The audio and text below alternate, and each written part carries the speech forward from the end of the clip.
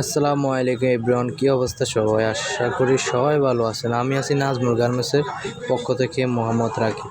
Welcome to my YouTube channel. তো আমাদের কাছে নিত্য ডিজাইনের কিছু মাল ঢুকছে, সবগুলো মালে আমি দেখাচ্ছি। আমাদের কাছে চেক রয়েছে, প্রিন্টের রয়েছে, শার্টন প্রিন্টের রয়েছে, ওয়াশ রয়েছে, কাইজা কাপড়ে রয়েছে, আপনার শার্টন চেকের মধ্যে রয়েছে, অল ওভার প্রিন্ট রয়েছে, শেড মাল রয়েছে।